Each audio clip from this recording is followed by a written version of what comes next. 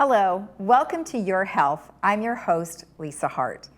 Did you know that 1 in 8 people in the United States, 13% or 30 million people aged 12 years or older, have hearing loss in both ears? And 1 out of 3 people over the age of 65 have hearing loss. And then 2 out of 3 over the age of 75 have disabling hearing loss. Well, today we are talking about hearing loss with Stuart Spencer of Advanced Ear Care and Anne Mundell Noel, who's with Amazing Hearing. Thank you so much. Nice to be here. Happy to be here. So before we get into the statistics and all the different types of ailments, what I'm hoping you both can do is introduce yourselves. So Stuart, why don't we go ahead and start with you? Okay, Stuart Spencer, Advanced Ear Care, right here in Laguna Woods, California. I've been here, gosh, in August it'll be 40 years. Can you believe that? 40 years. Yeah. That is a long time. That is a long time. Wow. And Anne? I'm Anne Mundell Noel with Amazing Hearing in the Trader Joe Shopping Center, and I have been around almost as long as Stuart. I'm a Michigan native, went to Michigan State for my undergraduate and master's degree in audiology, and then moved out here, and have been in the business for over 30 years. Wow, well, you both have been in the industry a long time, so I think I picked the right people to have this discussion, that's for sure. So, you know, many times we have interviewed you on this day, and we've always had a nice short time to really kind of dive into certain things. But today I really want to go a little bit further into some of the things, like how hearing works, some of the different types of issues people are having. And I know we've done kind of an overview of those, but today maybe just a little bit more in depth. So first, let's go ahead and talk about how hearing works. And you've been so kind to give us a chart that we will show. So tell me a little bit about how hearing works. Sure. It's amazing that the organ of hearing is the size of a pea, and that all the hearing that we could do would be in such a tiny little organ. So the blood flow going in and out of it is really important. But we're going to start, there's the outer ear, which is that part that collects the sound, and then when it goes to the middle ear, which is those 3 little bones that transfer it, over into the inner ear, which is that little organ that looks like a snail and is the size of a pea, like I had just said. And that makes the electrical impulses, and then that electrical impulse goes up to the brain. So what happens is the left side of our ear takes the sound to the right side of our brain, and the right side of our ear takes it to the left side of our brain, and then in real time the 2 sides connect with each other and give us a full picture of what's happening. So it's very important that the system be working to the best of its ability to give that brain that full, complete sound. Okay. You know, I mean, I think one of the most fascinating things about the ear, and it's incredible, you know, to work with it, is, you know, I mean, the sound goes from the acoustic energy, you know, hits the middle ear, goes to the mechanical energy, hits the cochlea, goes to hydraulic energy, then as Anna alluded, you know, goes to electrical impulses, just in real time. It's an amazing creation, I tell you. It's just fantastic to see how that works in just real time and all those different conversions. Right, and what's, you know, we've talked many times about how just something small can really affect so much of how you do hear. I mean, something that's inside your ear or many different things that we'll get to later. So let's go into some of the most common hearing issues. So Stuart, why don't we start with you? You know, maybe pick like your top 3. Right, yeah, number 1, you know, is, you know, I hear people speaking to me, but I don't understand the words clearly. Right. You know, we hear that just repeatedly, you know, for years and years. The other one is, you know, I have more difficulty, you know, hearing in noisy environments. You know, restaurants or parties or groups or, you know, whatever that may be. You know, those are probably, you know, the top 2. You know, the other ones come in with a little bit of a discernment, you know, from the person that has the hearing loss, you know, saying people mumble, right? Well, it sounds like people mumble. You know, there aren't very many people that really do mumble. And so, you know, they complain of that type of thing. So, you know, those are like the top 3. Yeah, I tell people all the time, you know, they'll say, oh, my spouse mumbles. And I'm like, oh, did they change their speech pattern? You know, and look at the hearing aids, I'm like, they're not mumbling anymore. It's like, oh, that's amazing. because they're getting a clearer sound. Or we'll say that people get spousal deafness, right? It comes when you say I do, Yeah. so that they can't really understand because they tune out their spouse. But some other things that also happen with hearing loss is balance issues. People become more unsteady because our balance comes from our eyes, our ears, and the bottom of our feet. So when that balance or that hearing system is affected, it can affect our balance. And then cognitively, we're just not as strong because the brain isn't getting the correct message, a full message. So that can lead to, as you know, we deal with day in and day out, is those issues of isolation and depression and people withdrawing because they just can't comprehend the message because it just isn't clear. Well, even, Boy, yeah, and that really came up, here recently. I mean, with all the COVID and, right. I mean, my goodness, some of these people are in their rooms, for 4 months at a time, Yeah. And I mean, the isolation was just overwhelming. Well, and then also we had talked about that before, where they just choose not to use their hearing aids at all because A, they're not in public and they're not in a room where they need to listen. So have you had people come back and say, I haven't used them in, months? Now more than ever. I mean, I don't think I've ever heard that as much as I have now. And I'm alone. I don't, talk to anybody. I'm not, really out and about, and we just try to emphasize, the importance of hearing all the time. Yeah. And there's always sound around you. When you're wearing your hearing aids, you're stimulating your hearing. Everything has a lot of real positive effects. So we try to urge them to get those back on and wear them. And most people are like, oh, I know, I should be wearing them. So, they get back into it. Yeah, I was going to add the other part is just safety. We tell people all the time that our ears are our sense of security.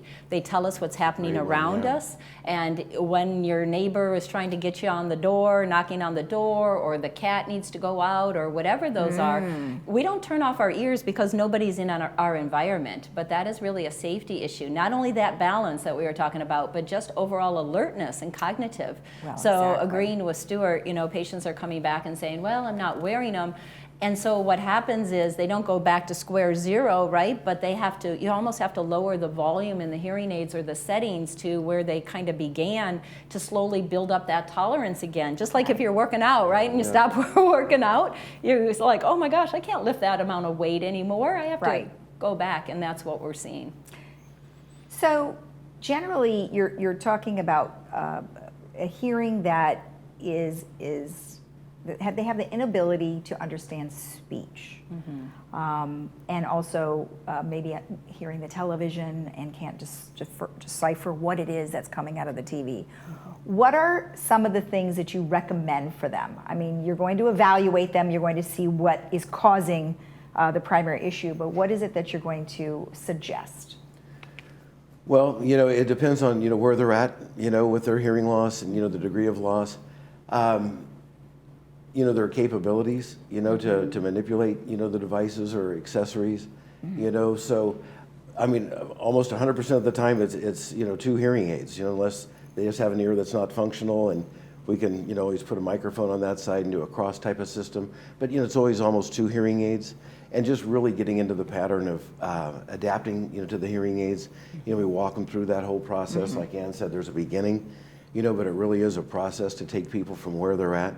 Some of these people have had these hearing losses for 20, 30 years and haven't done anything about it. That's a lot different than catching somebody much earlier that has a lot more capability of discriminating, those soft-spoken speech cues and can pick things up, a little more rapidly. So, we always recommend, the hearing correction and then whatever accessories are necessary. One of the most popular ones over here in Laguna Woods is the TV devices, the streamers, whether it's tied into a remote or a tap of the ear or however they connect to the device on the TV, it streams the sound right to both hearing aids. So they're able to leave the volume down in the room so they don't bother their neighbors, or just somebody even in the home, they're not cranking that volume up to hear the TV so loudly. And they can even mute the TV if they want to. And the other person doesn't have to hear it, and then they hear it just great. So we've made a lot of people really happy with, those kinds of things. That's good, because I swear every time I call my father, who's 91, that TV is blasting. And I'm like, Dad, I can't hear you. And he's like, oh, let me turn the TV down. So, I mean, that's certainly a sign that he can't hear if he's got that thing up full volume. I'd say pretty much, yeah. He's one of those ones in denial, though. Well, and that's the hard part, like Stuart said, though, is some people wait so long, and then it takes them a longer time to adjust because the brain, although it has that neuroplasticity to adjust, it takes a longer time. Okay. And then watching television, especially our seniors kind of like those Hallmark station where the the quality of it is maybe not as good, and or they like the accents, right? The foreign accents. Oh, and sure. so all of those become Downtown Abbey. yeah, exactly. That is the one, right? And it's like, I just want to hear that show. And Yeah. so the TV devices are amazing for that. Okay. Real quick, somebody who doesn't need hearing aids but has been putting maybe Q-tips in their ear or has wax in their ear or something like that, how often does that happen? All the time, it's interesting. We can, look in their ear and show them a picture, with the videotoscope up on the screen, and a lot of times I'll see a little bruise, right down by the eardrum, where they've poked that Q-tip in there. I said, "Are you using Q-tips on yours?" "Oh yeah." I said, "You see that? You almost put it through your eardrum." You could they get a have no bruise? sense of depth, or how deep the ear canal is. It's not that deep at all, really, and they're just in there going to town, and so we see a lot. Yeah. Oh my gosh. Well, you don't use, well, what do you suggest that people use instead? Just have a professional take it out. I mean, they all go to their doctors annually, and they should just have it done there. Okay. Yeah, and I was going to say, we are kind of proponents of using a Q-tip with hydrogen peroxide on it just to swab it where their hearing aid sits, not deep, but just with where the hearing aid sits, because they do need to keep that environment clean. Yeah. However, not going deep. But we do have a machine called an irrigator that's like an ear lavage. It's like, we call it the ear jacuzzi, that allows us to take the wax out. It is. It's really soothing, but it is an issue. It is an issue. So people do need to be very careful about how they handle it. Okay. All right, great. So we're going to take a little break, and when we come back, we'll talk about some technologies. All right. So hang on. All right, when we come back, we are going to talk about the advancements in devices and also some other great stuff, so stay tuned. It's time to get into the moment. Widex Moment rechargeable hearing aids with artificial intelligence gives you the fastest processing available. Faster processing means sharper, clearer sound quality, especially in background noise. It's time to get into life and into the moment. Call Amazing Hearing, the Office of Audiologist Ann Mundell-Noel and Dr. Laura Hunt. Call us at 667-9818 to schedule your appointment.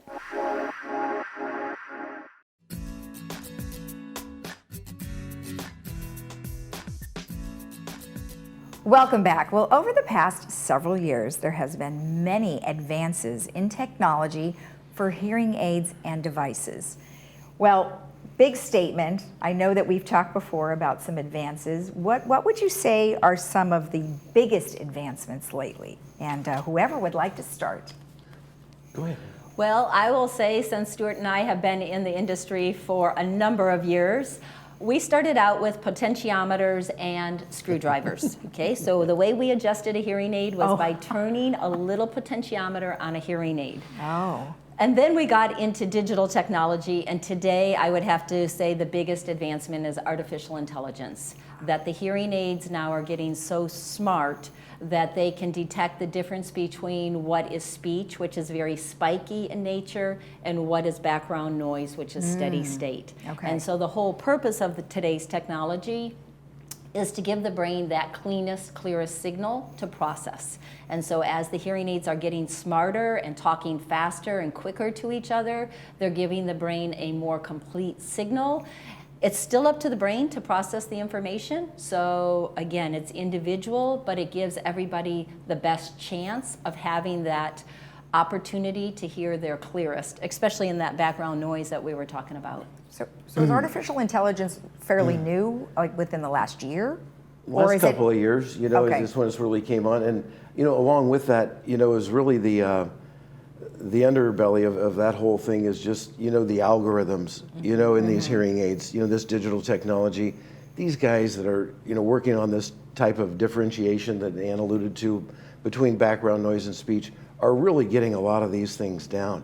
So there's really some really defining classifications when that sound comes into the hearing aid that they're really reducing or amplifying, and really, you know, always trying to give people clearer speech and less noise. Right. You know, that's always a winning combination for clear speech discrimination and maximizing somebody's potential to really hear and understand speech clearly. So, you know, that's really, you know, where it's at in all the technologies is really those algorithms, and it's just been a really fun thing to be able to work with. We can do so much more for people today than we ever could. Yeah. And it's so powerful to be able to do that and really know people are leaving the office and going into their real lifestyles and really being able to enjoy them and communicate with people better. For sure. Is it shocking to someone when, you know, you've been so used to all of the noise and, you know, deciphering speech amongst all of those background noises like you mentioned? Once they do have a device, is it just like night and day? I mean, are they just ecstatic? Well, sure. I would say a lot of patients, I won't say ecstatic right off the bat. They hear it, they appreciate it, but it's a learning module. Okay. Again, the brain is not a light switch. We can't go from 0 to 60 overnight. It's more like a slow cooker that it takes time, education, counseling. That's where, as professionals, we come in. People aren't going to be able to buy a hearing aid off the shelf and be able to have it do what they need to do. It is like going through oral rehab, going through rehabilitation, and you're slowly changing the settings in the hearing aid as the people get used to the sound. Okay. So again, it's very individual. It's dependent upon how long they've waited, how quickly they're in shape, how cognitively alert they are. All of those factors come into play on how well people adjust. But is it life-changing? Yes. And have we had people come in the door, and I'm sure Stuart has too, that cry as soon as they put it on to say, oh my gosh, now I can hear you down the hallway. I can hear, it's just overwhelming. And it's why we do what we do, right? I mean, it's that life change. Absolutely. And yeah, I mean, people end up there, you know, one way or the other typically, you know, I mean, a really, really high percentage today. The patient satisfaction with hearing devices is way up. You know, less hearing aids are going in the drawer, if any, you know, and so people are putting them on, they're wearing, they're hearing better. You know, we certainly have those life-changing moments, you know, where they go, oh my gosh. And, you know, if it's not in the office, a lot of times it's at home, you know, where they really wanted to hear, you know, they wanted to hear their granddaughter, their grandson, or their spouse in some cases. And yeah, that spousal deafness is, and, you know, or even like we alluded to before, you know, a TV program or a group, you know, they're back in action. You know, they're like, oh my gosh, this is so much better. You know, and really, you know, it's fun to see that kind of result. The other part is adding to that is just the overall mental health, right? That they are getting more mental stimulation, so they are more alert, they have better balance, and then they want to start to do more. They don't feel isolated, and that has been, you know, the real issue over this last year and a half is just cognitively how people have not been stimulated. So now the masks have been kind of a give and take, right? For some people, because they were not being able to lip read, they recognized how much poorer their hearing was than that they had expected, versus some people who the mask came on, they totally fell apart because they could not lip read and needed to get some more visual cues because it was so devastating to them. Yeah, we have had people devastated. You know, I've had people come in that have quit their jobs. They said, I just can't do it anymore, you know? The shields and the masks. Oh, because of all that stuff. And they're trying to pick up conversation and they're just not getting it. Frustrating. You know? And, you know, either that or they're kind of, you know, even forced out, you know, a little bit. Or at least of their current position into something else because they just can't get it without that lip reading. Right. So there's major frustration. People just, oh, these darn masks, you know. I just can't stand them. And of course, you know, obviously we've had to deal with them for quite some time now. Right. So, you know, I mean, even in some of the devices, they even have a mask mode, you know, and we have a little chart that shows, you know, what different types of masks do to speech frequencies, you know, so you can kind of see what happens there, you know, and show the people, and they're like, oh, okay, I get it, you know, it's not just not reading the lips, but there's also a big frequency drop in those high frequencies where they pick up a lot of those soft speech cues. So, Right. so we can, try our best to try to manipulate that sound to help them out a little bit. Well, I mean, the good thing is that we're moved into a situation where we don't need masks, and we are hopefully not going to need them again in the fall. Amen. We're certainly hoping for that. That's for sure. That's for sure. Now, Anne, I know you have a couple of samples there that you would like to share with us, so maybe you can tell us what these are and what they're all about. Well, I just wanted to show this as far as some of the advancements of what's happening in hearing aids is rechargeability, right? It's been around for a few years, but it is really gaining momentum. And basically now there's no more battery in the hearing aid. It's just inside that the patient can't get to. So at night you just drop it right into the charger. So people who have neuropathy in their fingers, are having arthritis, now it makes it very simple to be able to put the hearing aid in and take it out.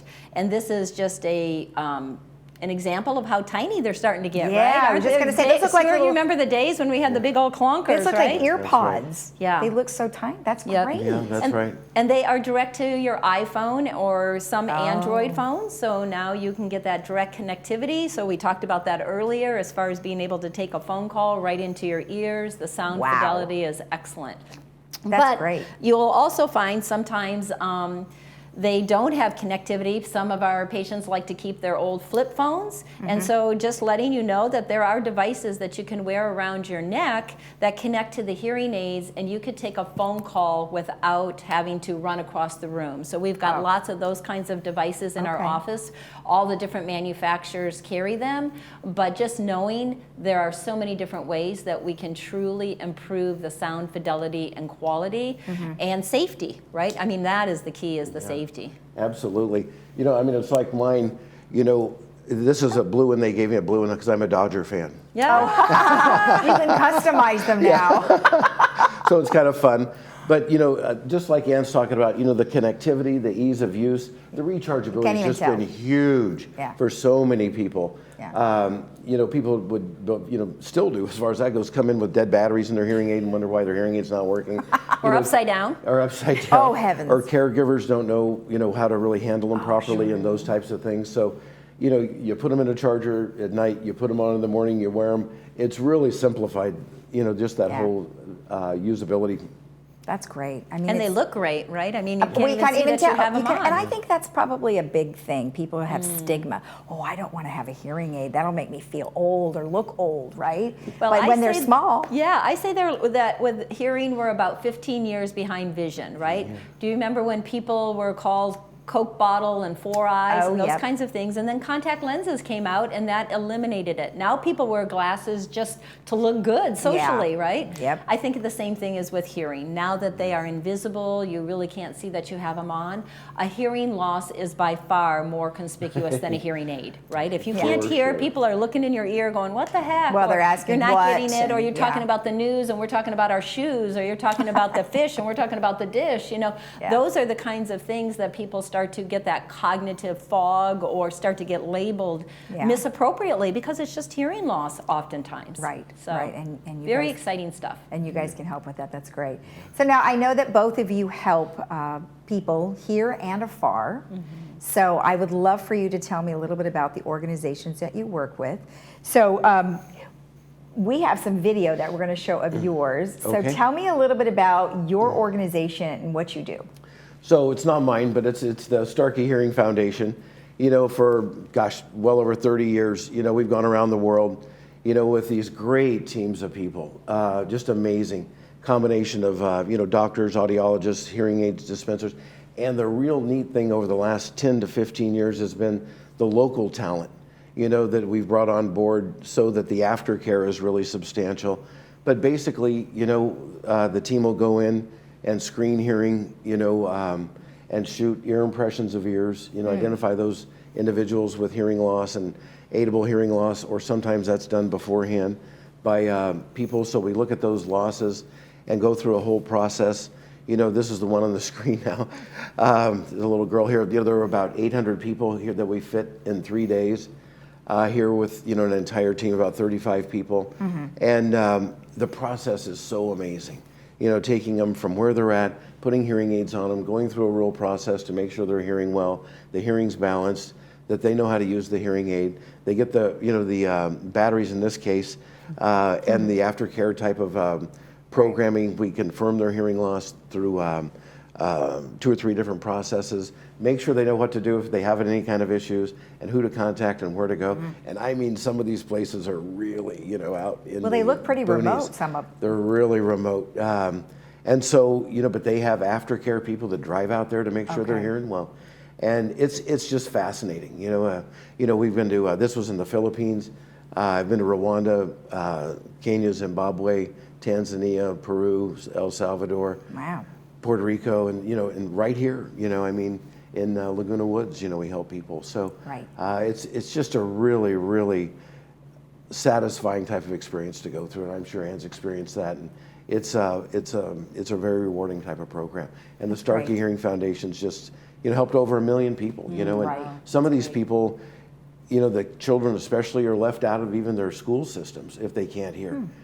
So this gets them back into the school system, gets them back into their families, and they go on, to have an education, to have a family, and have a career. Right. It's really pretty powerful. Well, and I bet you probably have similar situations with these folks as you would with people here, where they just go, oh my gosh, it's just amazing. Yeah, they're overwhelmed, yeah. Yeah, It's that's a really awesome. fun thing to do. That's great. And how about you, Ann? So I am involved with ctmafrica.org, and I am a founding board member. I went to Uganda. We're mainly in Uganda, but went to Uganda in 2008 and connected with a pastor there, and from that time on have just developed a relationship where we started our own nonprofit for him. Okay. But what we do is we go in and do medical, as well as planting churches and buildings, but also water wells. And so the way that we are sponsoring the water wells locally, and the influence that I have, is by collecting plastic bottles and aluminum cans. Oh. So for the last 10 years, I have been weekly going to Serrano Intermediate in Lake Forest until COVID hit, but collecting the plastic bottles and aluminum cans from the kids, and then collecting the monies and using them towards water wells. So Okay. in the last 10 years, we have put in 8 wells. And so I have my patients bring in the plastic bottles and aluminum cans. Anybody is welcome to drop by in the Trader Joe's shopping center, because Trader Joe's no longer takes your recycling, and lots of the recycling centers have closed, but we are happy to take them, and we are collecting them and putting water wells in Uganda. So I am going back to Uganda at the end of July for 2 weeks. Okay. And on this medical mission, we will not only be seeing 2,600 people in 4 days with Wow. $5,000 worth of medications to service those people. Great. They walk 2 to 3 hours a day to come for services. Oh, my. But we will be taking eyeglasses. So anybody who would Oh. like to donate eyeglasses up till the beginning, of July, we will be able to take those with us. So again, Fantastic. yeah, anybody who would great? like to be involved will take your plastic bottles and aluminum cans during office hours. I love it. I think that's great, both of you helping so many people, so thank you. And thank you so much for sharing the information today. I appreciate you being here. Oh, my pleasure. So happy to be here. Thank you. All right, thank you. Thank you for watching. Please join us next time as we learn more about your health.